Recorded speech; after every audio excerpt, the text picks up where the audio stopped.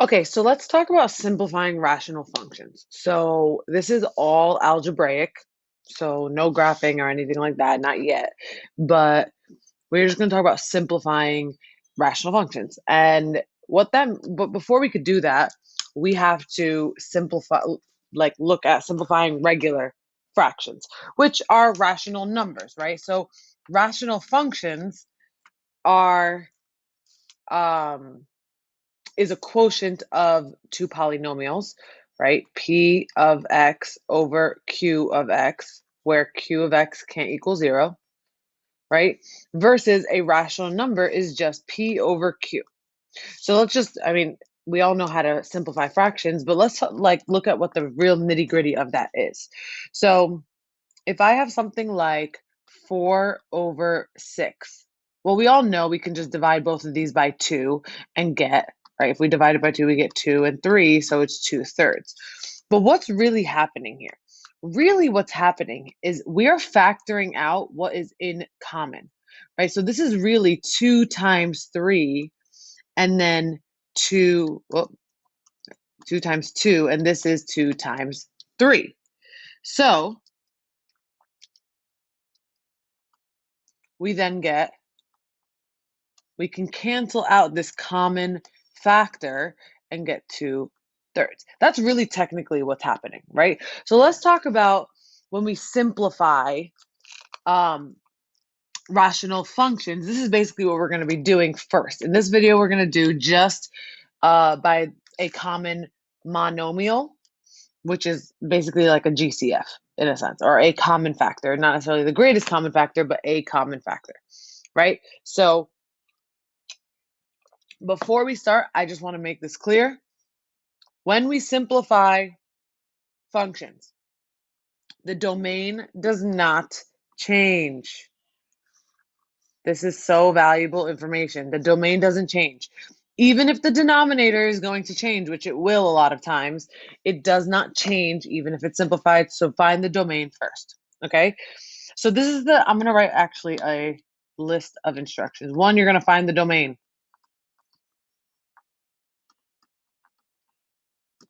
Two, factor the numerator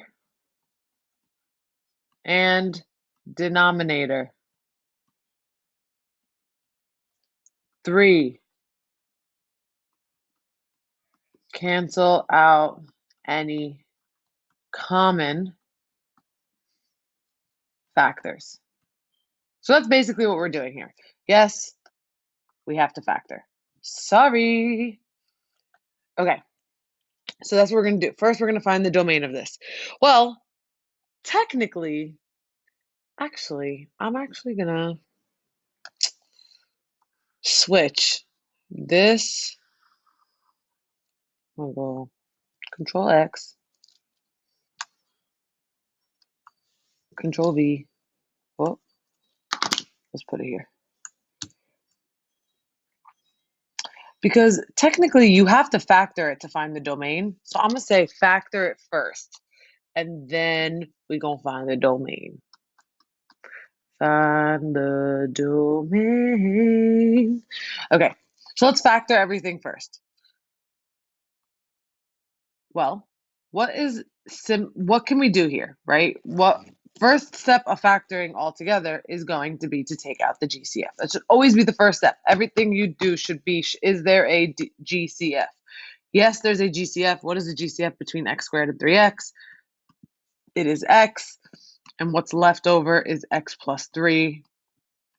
What is the GCF between x squared and 5x? It is also x, and what's left is x plus 5. Now, what is the domain?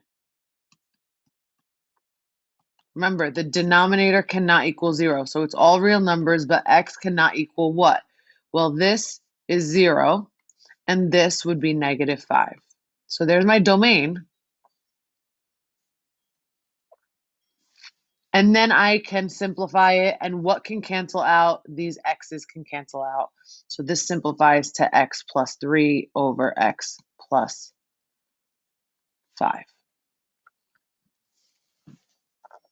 Let's try another problem. What about this one? So we are going to factor first. Step one, factor. 1, factor. So again, is there a GCF? Yes, there is a GCF. What is the GCF between 6x and 20? The GCF is 2.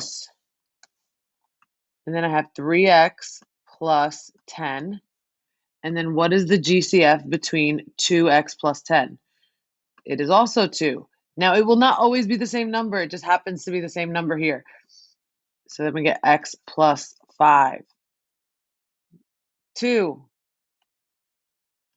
Domain.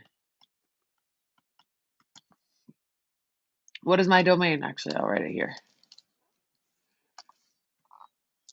2. Domain. Does that 2 affect my domain?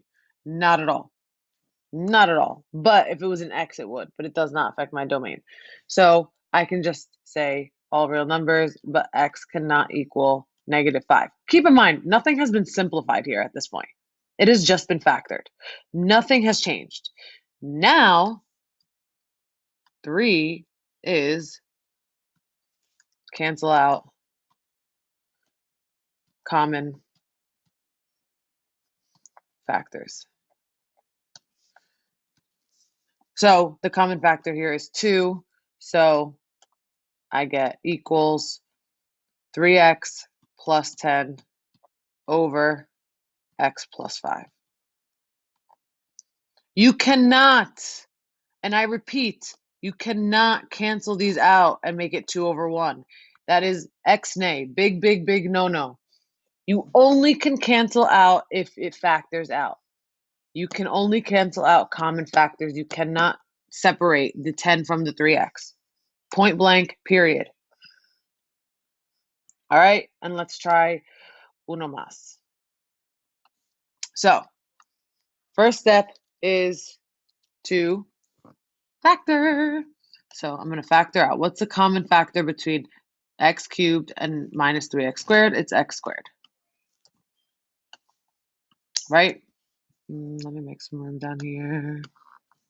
Is x squared, and then it's going to be x minus 3 is left over. What is the common factor between 4x squared and -5x? Well, 4 and 5 have no common factors besides 1, and x squared and x, the common factor is x. And what's left is 4x minus 5. Now, these are not the same, so I can't just be like boom, boom, boom, boom. No, no, no.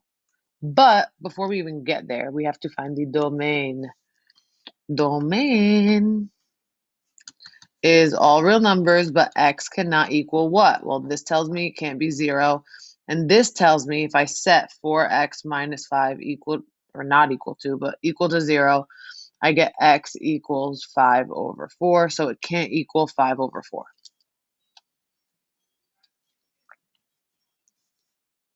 Again, because if I plug these numbers in, I get 0 in the denominator, and that will be undefined.